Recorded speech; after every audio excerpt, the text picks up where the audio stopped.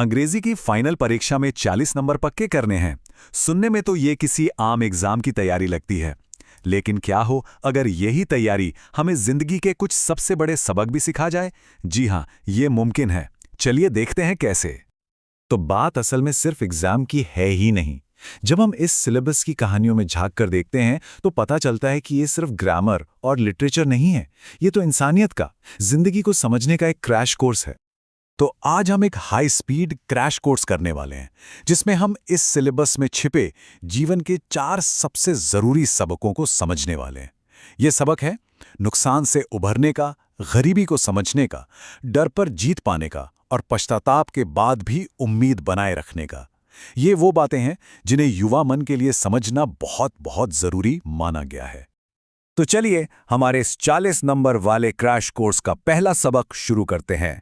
ये सबक हमें मिलता है कहानी द लास्ट लेसन से। एक ऐसी कहानी जो किसी देश पर हमले और अपनी पहचान खोने के दर्द के बारे में है। देखिए, कहानी का बैकग्राउंड है फ्रैंको प्रशियन युद्ध का।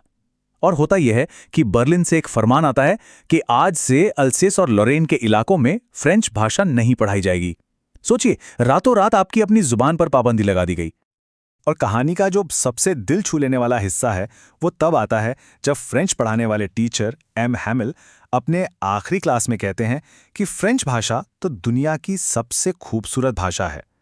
वो कहते हैं कि किसी भी गुलाम कौम के लिए उसकी अपनी भाषा जेल से बाहर निकलने की चाबी की तरह होती है। और अपने आखिरी दिन वो ब्लैकबोर्ड पर सिर्फ 2 शब्द लिखते हैं, वीव ला फ्रांस, मतलब फ्रांस अमर रहे।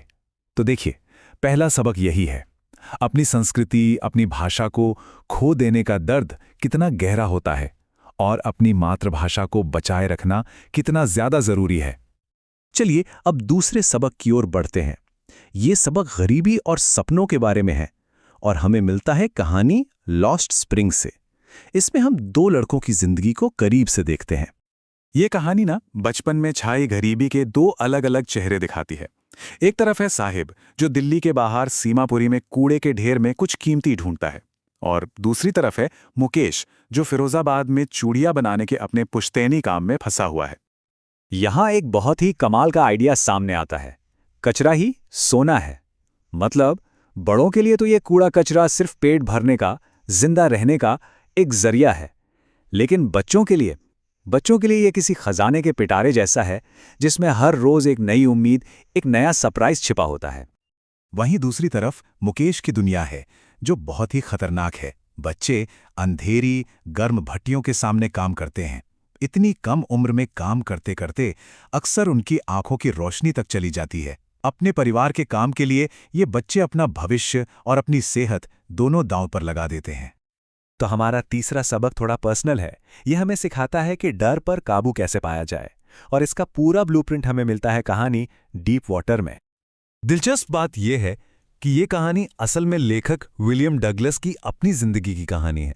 वो बताते हैं कि कैसे बचपन की एक घटना की वजह से उन्हें पानी से इतना गहरा डर बैठ गया था, और बाद में जब किसी ने उन्हें पूल में फेंक दिया तो वो डर एक फोबिया बन गया। लेकिन वो अपने डर से भागते नहीं हैं, बल्कि उसका सामना करने का फैसला करते हैं, बिल्कुल मेथोडिकल तरीके से। पहले तो वो डर को स्वीकार करते हैं, फिर एक एक्सपर्ट यानी एक स्विमिंग इंस्ट्रक्टर की मदद लेते हैं। वो इंस्ट्रक्टर उन्हें धीरे धीरे स्टेप बाय स्टेप 7 महीनों तक सिखाता है, और आखिर में ट्रेनिंग पूरी होने के बाद वो अकेले झीलों में तैरकर ये साबित करते हैं कि अब डर खत्म हो चुका है। तो सबक क्या है? सबक ये है कि हमें सिर्फ डर से ही डरना है। लेखक को एहसास होता है कि असल खतरा मौत में नहीं था, बल्कि मौत के डर में था। और अगर इरादा पक्का हो और एक सही स्ट्रैटेजी हो तो किसी भी डर पर जीत हासिल की जा सकती है। चलिए अब आते हैं हमारे आखिरी और चौथे सबक पर।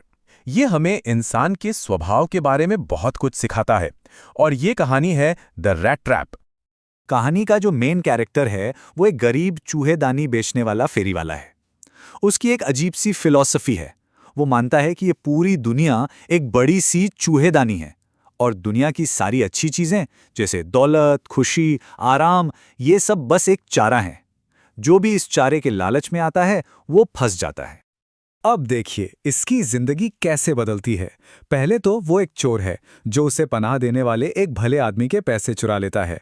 फिर वो जंगल में फंस जाता है और उसे लगता है कि उसकी अपनी ही फिलॉसफी सच हो गई। लेकिन फिर गलती से लोग उसे एक आर्मी कैप्टन समझ लेते हैं और क्रिसमस के लिए एक घर में मेहमान बना लेते हैं। वहां आयरन मास्टर की बेटी एडला सच्चाई जानने के बाद भी उसके साथ बहुत इज्जत और प्यार से पेश आती है।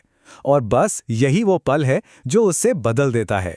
आखिर में वो चोरी किए हुए पैसे लौटा देता है और एक इज्जत की जिंदगी जीने का फैसला करता है। तो इन चारों कहानियों के बाद इस 40 नंबर वाले लाइफ के क्रैश कोर्स से हमें असल में क्या सीखने को मिला? देखिए, ये 4 कहानियां हमें जिंदगी की 4 सबसे बड़ी सच्चाइयां सिखाती हैं। पहली, द लास्ट लेसन से कि अपनी भाषा और संस्कृति को हमेशा संजो कर रखना चाहिए। दूसरी, लॉस्ट स्प्रिंग से कि गरीबी कितनी भी मुश्किल हो, सपने फिर भी जिंदा रहते हैं। तीसरी, डीप वाटर से कि अगर ठान लिया जाए तो किसी भी डर को हराया जा सकता है। और चौथी, द रैट ट्रैप से कि दया और सहानुभूति में इतनी ताकत है कि वो किसी भी इंसान को बदल सकती है। तो आखिर में एक सवाल उठता है, शिक्षा का असली मकसद क्या है? सिर्फ परीक्षा में अच्छे नंबर लाना या जिंदगी को बेहतर तरीके से जीना सीखना?